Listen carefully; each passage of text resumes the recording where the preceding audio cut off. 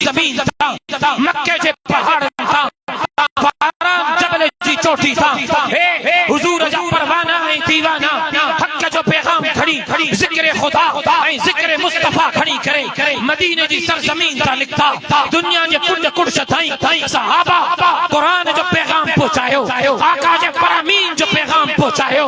उन्हनि बारो पर के क्रॉस करे, उन्हनि समंदर के पार करे, पहाड़न के क्रॉस करे, रेगिस्तानन में घोड़ा वाहे करे। उन्हनि पैगाम पहुंचायो। सहाबा जी तरबियत में ताबईन तबा ताबईन पैदा थिया, उन्हनि जी तरबियत में असलाफ अकाबिर उलमा पैदा थिया। उन्हनि असलाफ अकाबिर उलमा शबला जे मैदान खां वठी करे हुजूर जे खत नबूवत जे दिफा जो सहरो पंहिंजे सर खयो। सहाबा जे इज्जत नामूस जे हिफाज़त जो सहरो उन्हनि पंहिंजे सर खयो। मसाजिद मदारिस जे हिफाज़त जो सहरो उन्हनि पंहिंजे सर खयो। दारुल उलूम देवबंद जी सरजमीन तां अंग्रेज सां बरसरे बेकार थी करे असांजे अकाबिर असलाफ हिननि मदारिस जे हिफाज़त जो ज़िम्मो खयो हो।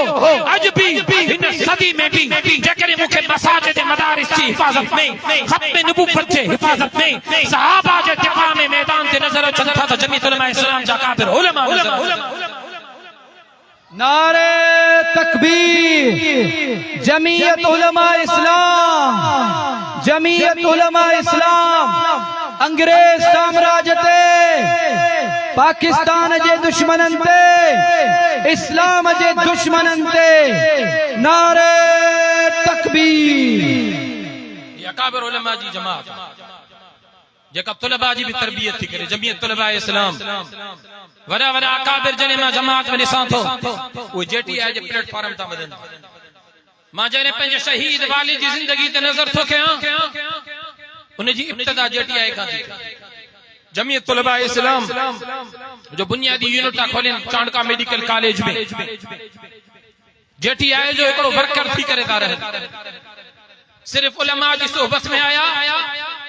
साईं मोहम्मद शाह अमरोठी रहमतुल्लाह अलैहि जी तरबियत में आया। हजरत साईं गुलाम कादिर पहवार रहमतुल्लाह अलैहि जी तरबियत में आया। हजरत साईं मोहम्मद मुराद हालेजवी रहमतुल्लाह अलैहि जी तरबियत में आया।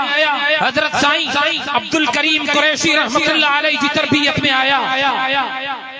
चांडका मेडिकल कॉलेज में फर्स्ट ईयर में पढ़ण वारो हिकड़ो शागिर्द उन वक्त जे डिक्टेटर आमिर ज़िया जे खिलाफ मैदान ते उलमाए हक़ सां कुल्लो कुल्ले में मिलाए एलाए कलिमतुल्लाह जिलाए हक़ जो आवाज बुलंद थो करे। बदले में अकड़ियूं थी लॻनि, बदले में जेल पहुचायो थो वञे ऐं चयो थो वञे चांडका मेडिकल कॉलेज जो शागिर्द आ, डॉक्टर आ, फर्स्ट ईयर में तो पढ़े आया, तुझी जिंदगी अपो ते कैरियर आ। इन आलिमन जो साथ छड़े घणो कुछ मिलंदी। तरबियत उलमा जी थेली हर शे खे ठुकराए करे उलमा सां गॾु बीहनि था। अल्लाह मकाम केड़ो थो, मकाम एड़ो थो मिले जो जेटीआई जे उन कारकुन खां जो उथन था यूनिट जी सरबराही, जिले में सरबराही, सूबे में सरबराही, मरकज ताईं जेटीआई जा उहदेदार उन खां पोइ जमीयत उलमा इस्लाम में लगन था।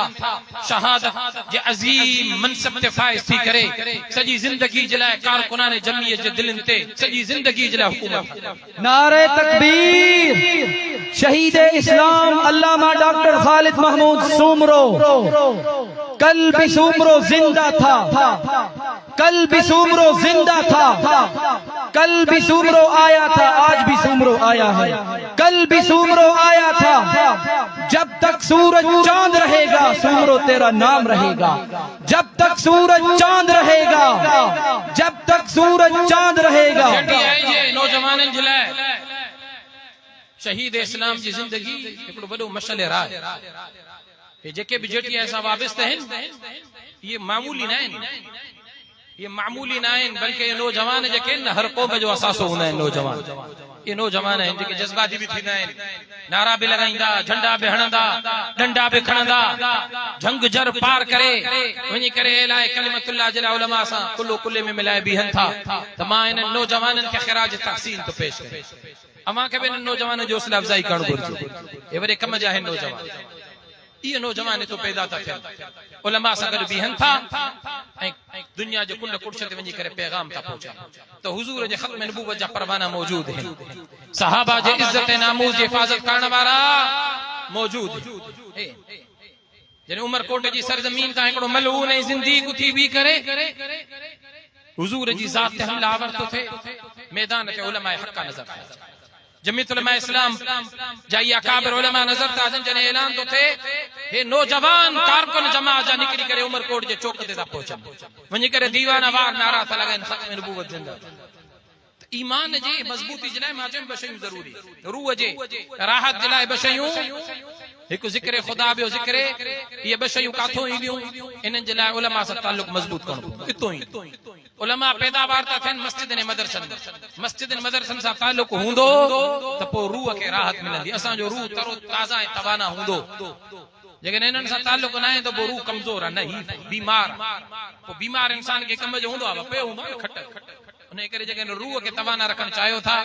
उलमा हक़ सां ताल्लुक मज़बूत बणायो मसाजिद मदारिस सां ताल्लुक मज़बूत बणायो हिननि मस्जिद ने मदरसन जा बां बेली बणिजी वञो अल्लाह रब्बुल इज्जत हिते भी इन्हनि हक़ जा आलिमनि सां गॾु रखंदो इंशाअल्लाह क़यामत जे ॾींहुं बि हक़ जा आलिमनि सां गॾु रखंदो हुजूर अकरम सल्लल्लाहु अलैहि वसल्लम ने हिकड़ी हदीस बयान फरमाई मन तशब्बह बिकौमिन फहुव मिनहुम हजरत अनस बिन मालिक रिवायत तो करे यानी आका ये हदीस बुधाई सहाबा जा चेहरा खुशी सां दहकी पिया सहाबा चो जे असां जे लाइ त ईद जो ॾींहुं आहे जो से एॾो छो ख़ुशि आयो फरमायूं एॾो इन जे करे ख़ुशि आहियूं मन तशब्बह बिकौमिन फहुव मिनहुम असां हुजूर जी मुशाबहत इख्तियार कई आहे हुजूर सां गॾु आहियूं इंशाअल्लाह क़यामत जे ॾींहुं हुजूर सां गॾु अल मरउ मअ मन अहब इंसान उन सां गॾु हूंदो जंहिंसां मोहबत कंदो हाणे तव्हांजी मोहबत जंहिंसां हूंदी पोइ उन सां गॾु हूंदी मोहबत कंहिंसां आहे उहो हाणे फ़ैसिलो तव्हां ते छॾे थो मोहबत रखंदो उलमा सां इंशाअल्लाह हिते बि आलिमनि सां गॾु उते बि आलिमनि सां अब ईअं आहे मोहबत दिली मोहबत ज़ाहिरी मोहबत न दिली मोहबत कम वारी दिली मोहबत आहे ज़ाहिरी मोहबत कम वारी न आहे दिली मोहबत उलमा सां रखो इंशाअल्लाह अमा जो रूह खे ताज़गी मिलंदी अमा जो रूह तवाना ऐं ताज़ो रहंदो हक़ जे आलिमनि जो साथ निभाईंदासीं अल्लाह हिते बि कामयाब कंदो अॻिते बि कामयाब कंदो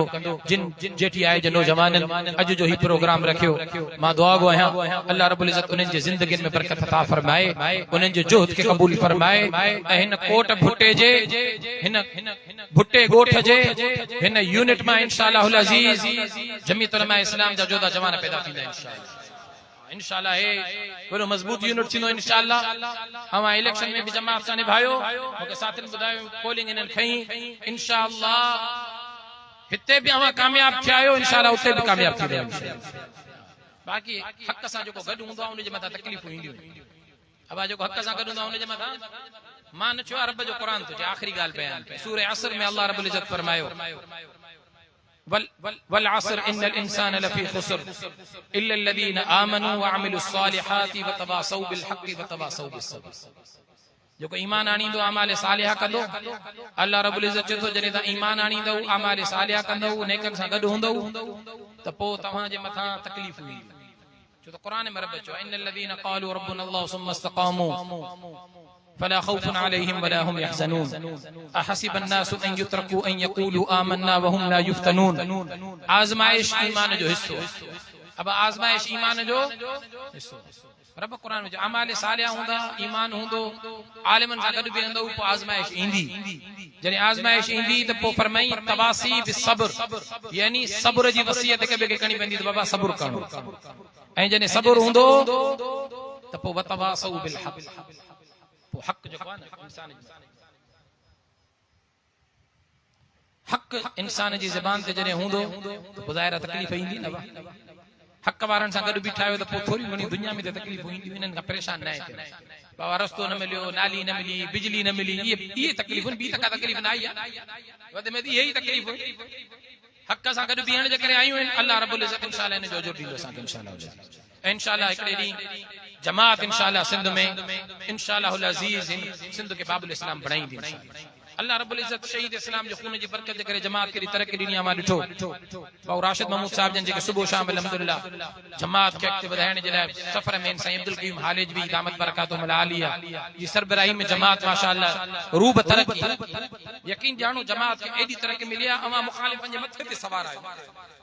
ओदा जन मौलवी बस मौलवी न हुजन बाकी सब मौलवी नालो जो हमारा जो भाई बता निंड्र में भी मौलवी करे दाओ एडो ता सवार आयो ने तो इंशाल्लाह एकड़े री ये मौलवी इन जे मथा हावी थी ना इंशाल्लाह तवा जो साथ हुंदो इंशाल्लाह जमीयत उलमा इस्लाम जो झंडो इंशाल्लाह अजीज सीएम हाउस इंशाल्लाह फड़काईंदा मां जो को चयुम अल्लाह रब्बुल इज्जत मंजूर मकबूल फरमाए व आखिर दावाना अनिल हम्दुलिल्लाहि रब्बिल आलमीन اللهم صل على سيدنا محمد وعلى آل سيدنا محمد وبارك وسلم